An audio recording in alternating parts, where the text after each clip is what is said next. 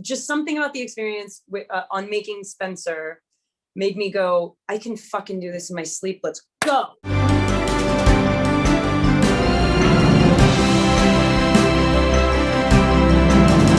One thing, Kristen, that I thought would be worth talking about up front is obviously when you get an opportunity to play somebody like Princess Diana, you know who that person is. But I'm actually curious about how familiar you were up front with Pablo and his films, and how that informed expectations about the opportunity that came up with the role.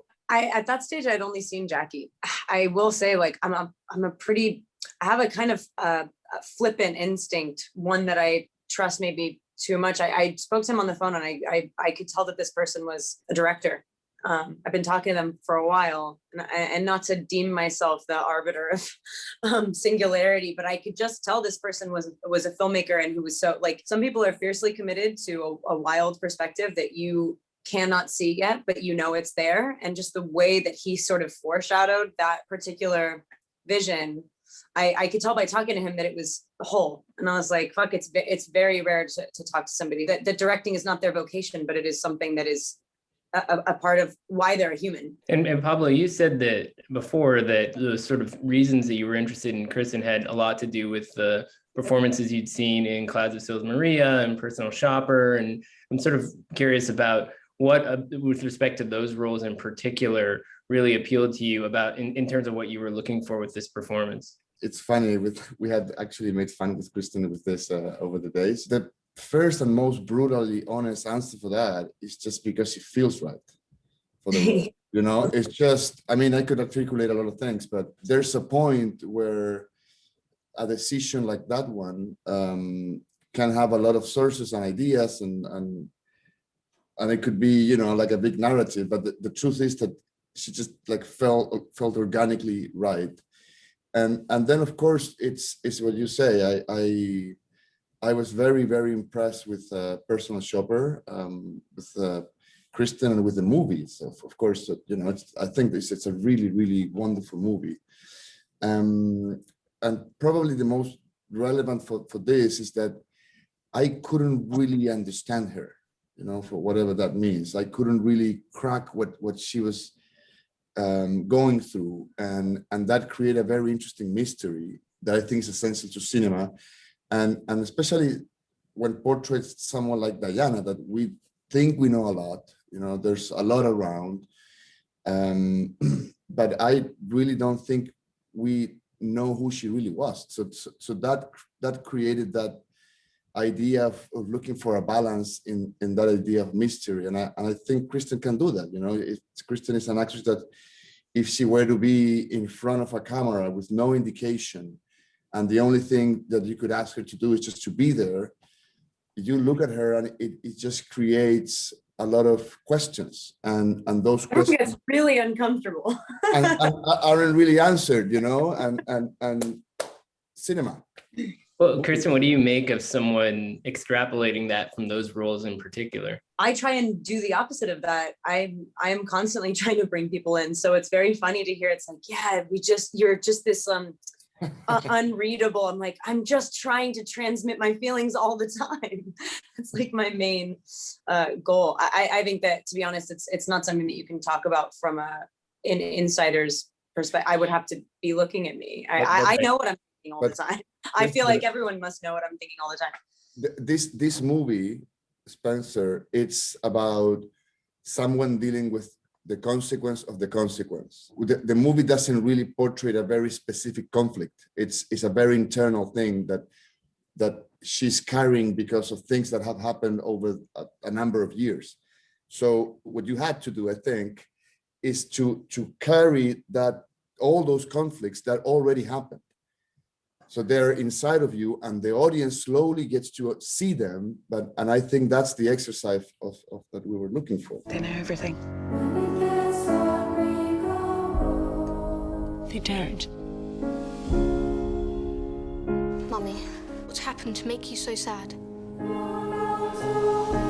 Well, here, in this house, there is no future. Past and the present are the same thing. And also, it's like, everyone is very curious about the path that we took towards all of our research, and how involved it was and what it sort of did for us in a literal sense. And quite literally, none of the details mattered at all. What knowing everything about factually what happened did for us, or at least me, was just sort of embed emotional triggers and buttons that, or, you know, shadows of emotion that we never had to articulate, knowing that people would bring those memories and those experiences to us. But if I didn't know them, those shadows wouldn't be there. I was constantly harboring sort of like my analysis of a memory or a situation that we were sort of touching upon, but not discussing in words.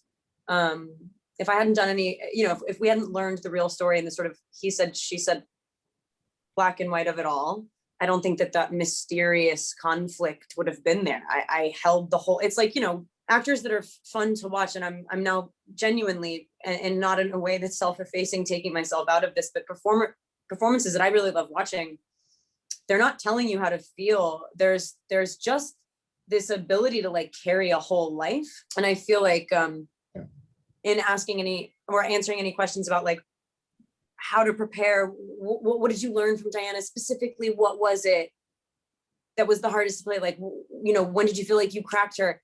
I don't have like specific answers to any of those questions. It's literally just that I felt her, absorbed her, and then sort of allowed all of our mutual memories to be there in spirit. And honestly, I mean, like, you know, they were right? Not in my performance, but in the movie. I watched the movie and I feel everything I learned about her without ever having to like really highlight it.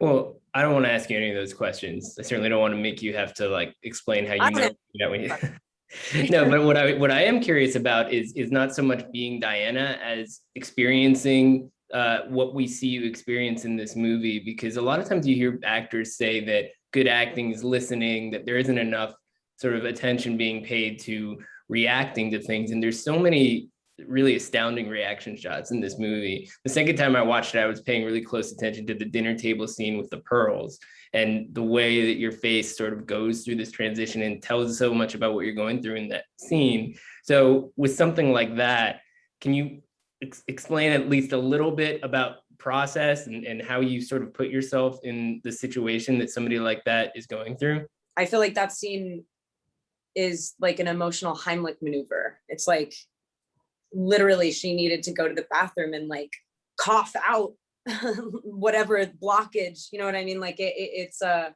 whole thing was just, you know, it was just Pablo placing these sort of elements that were so opposed kind of all around me. It was, I was surrounded.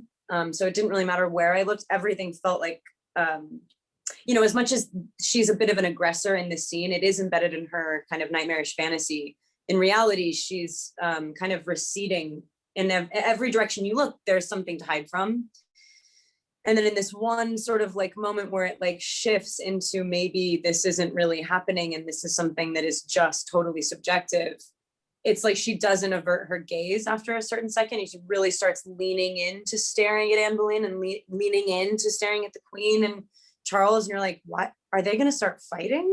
Like, are they going to start a food fight? Like, is someone going to get hit right now? It just feels so aggressive, even in the way that he's looking at me. I was very surprised by how bold Pablo was in terms of leaning into the trip factor, how truly psychotropic it felt. It felt like a drug sequence, almost so lucid that you were just like, wake me up from this nightmare. We shot it for a long time. The takes were so long. We ran out every single mag, just, you know, kind of pushing it as far as we could possibly push it. And I think that he did that on all levels. It was like, not just me, but the music, and every performance was gauged by him. And I was really surprised that he was capable of pushing it as far as he did and still keeping it really emotional and tasteful in a weird sort of like, I felt like it's very hard. I was impressed because it's really hard to do things that are extreme and not trite. And it just felt so true to her and so nightmarish. And it felt that way to shoot it. It took for fucking ever. I was like, we shot it from so many angles. Like trust me, I wanted to stop. By most days, I relished. And it was really cool to have like the moments with him in between where we're like, wow, this is fucking wild and we're really going for it and it's really good, just like keep going. But by the end of the day, I was like, get me the fuck out of here. Which is obviously like was the goal. Was that the goal, Pablo? Well, yeah, of course. But what happens that scene is very relevant, I think, for the whole overall operation of the movie, is that from then on, we are inside of Diana's perspective all the time. So, and because the movie, it's like, it's more observational, I think, up until then. So everyone is having pretty much the same value and distance. And then from then on, whatever happens, we know that it's only happening to her and we're seeing it through her perspective. So it required a lot of coverage. And we didn't, it's the only scene that has so many angles actually in the movie. Yeah. And then it's just like a process of madness, I think, that eventually she sees someone that is not there, and it's someone that was alive 500 years ago. Mm-hmm. And then that leads to a moment when she's walking on the hallway towards the bathroom. I remember really well what happened that day. Two things that I think is very interesting. One is it's that I never said this to Kristen while we're shooting because it's a bad idea to refer to other movies, but I felt she was doing a little bit something like Isabella Gianni in Poseidon, you remember, or Possession. I don't know how you call it in English, that movie. You remember that movie? And the Kowalski film, yeah. Yes. Oh, they just screened it at Los Feliz 3. It was sold out like 2 nights ago.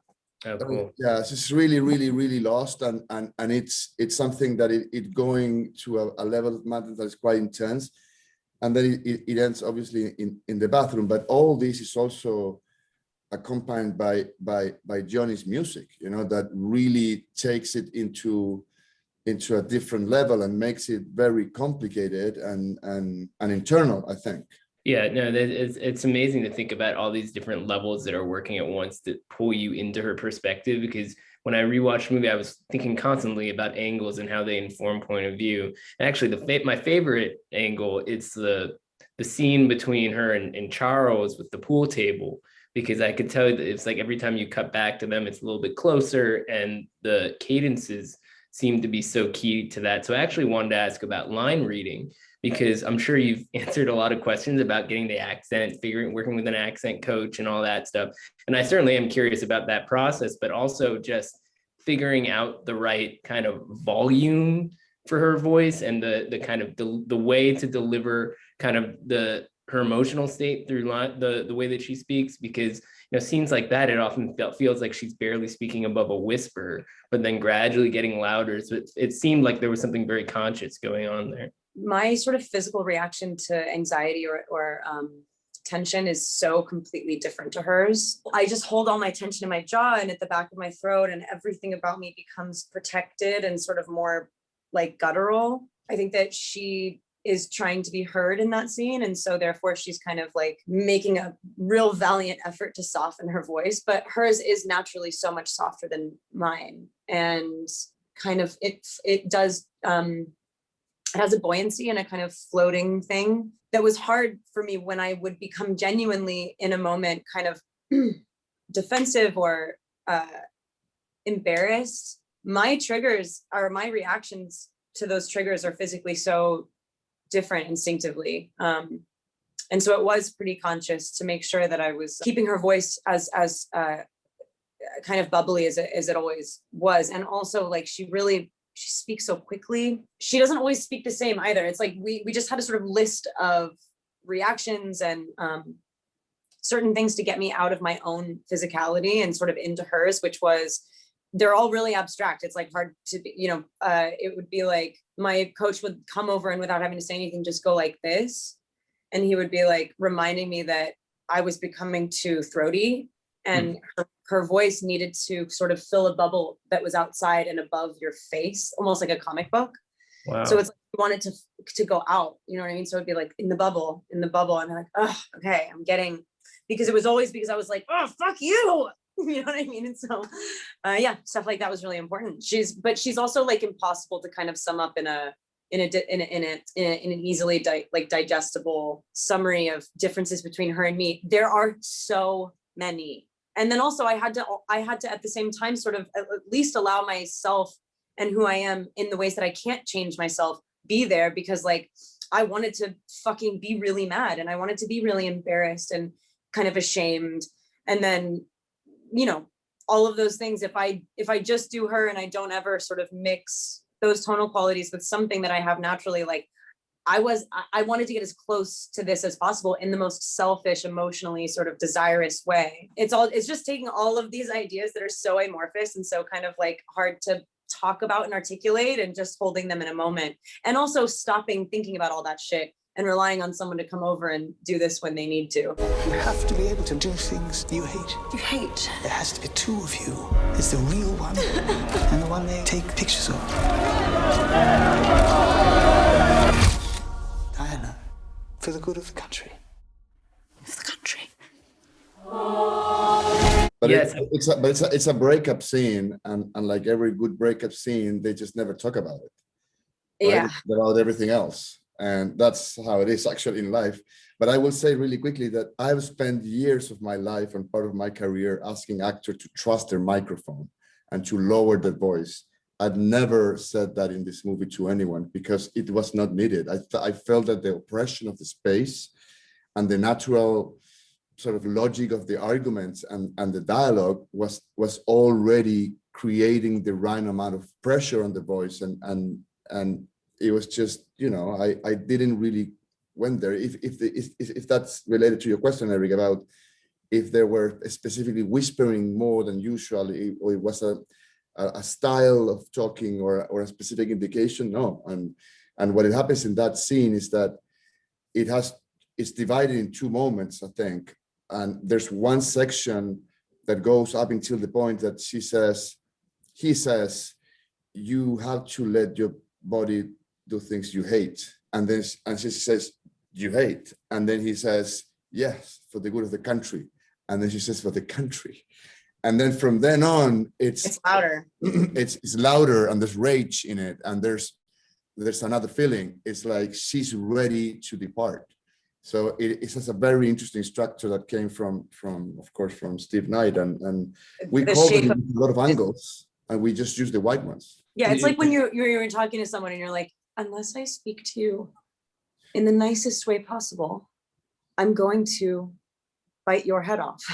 Do you know what I mean? It's like, I need to chill or else I will scream, you know what I mean? And then at some point he does the thing, and then it becomes an actual fight, like a more straightforward fight. But yeah, the beginning is definitely like restrained.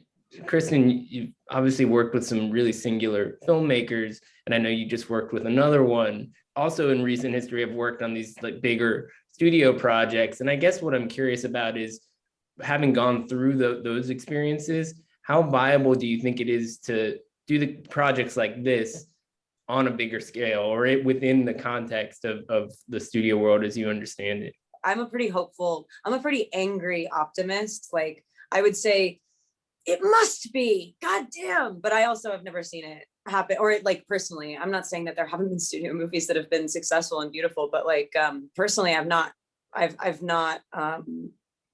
felt the sort of genuine look. I mean, like, what designates something a good or bad movie is now obviously like chasing me around in my press tour for this movie, because I said I've only made 5 good movies. And it's just absurd, because as a film nerd, it was not about sort of like putting down my movies, but much more about sort of revering what a good movie actually is, and how rare it is when that happens. And when I say good, I mean true. When something is an undeniable piece of work that just is, whether you like it or you don't like it, you can just fucking tell that thing was supposed to be. That's not why those people are making movies.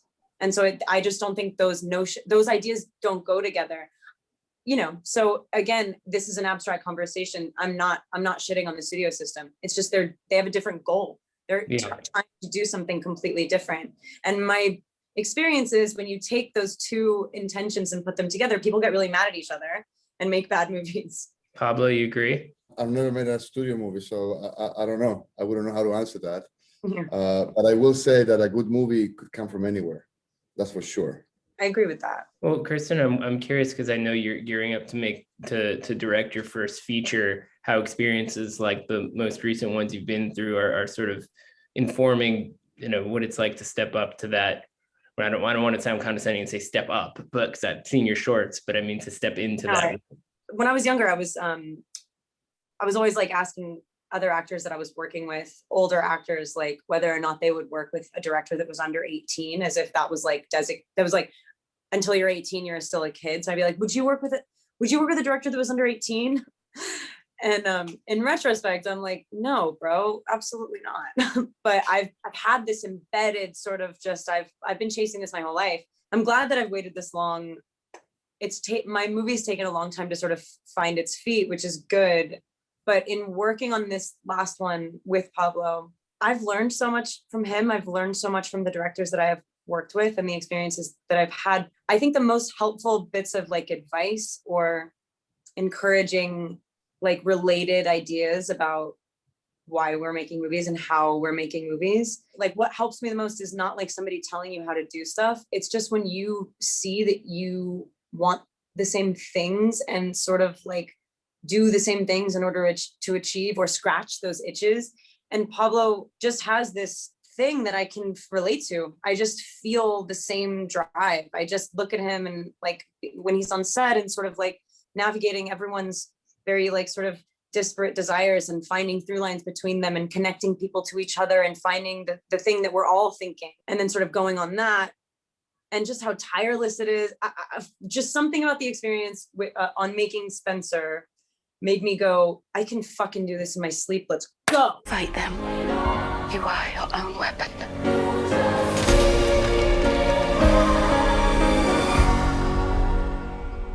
Will they kill me, do you think? Well, basically what I'm saying is instead of getting like any sort of profound articulated advice, seeing similarity in hunger is so encouraging because I'm just like, I am hungry for the same things. And like, whether or not I make good movies or bad movies, I'm going to make them. And I feel so validated in that path. When you see it in your friends and you see it in the people that you want to work with and you're like, we're the same. And as soon as I finished this movie, I was just like, I got to I'm going to shoot it on film. That specifically, he did help me kind of, I've had so many sort of grown up filmmakers try and talk me out of it my entire life. I'm like, oh, maybe we can just do it digital. And I did this movie with Pablo and I was like, we are absolutely shooting this movie on 16mm film and checking the gate every 30 seconds and like ripping our hair out, but that's what we're going to do. And this was a meandering long answer because I don't really have specific ones, but that's whatever, generally how I feel. I mean, Pablo, what do you make of this description of the hunger that Kristen taps into, you know, just in terms of being? Well, I think you've been very generous. Thank you. You end up making a movie because with someone like Kristen and everyone was there because you need each other. And that is the key of something and a collaboration like this. It will never happen because someone can just run the show by himself or by herself. It's a collaboration when it might sound like a cliche, but it creates an incredible synergy when it works. I've been in situations when it doesn't work. And I know how that feels. And I'm sure, Kristen, you have been in that situation too. And sometimes it's just it's a thing that you kind of agree on what we're doing. And I felt that we found the heart of the character, and it was a very pure and simple human heart and drive. And that led us and helped us to make the movie. I do believe that Kristen have the sensibility and the skills to make a movie. I'm very sure. I think that filmmaking it's unrelated to most of the things that we hear that you need to do to make a movie. That's what I don't really believe a lot in film schools. It's a problematic institution for me. I don't know how to teach that. I don't know how it's very odd. You know, it's very hard to do actually.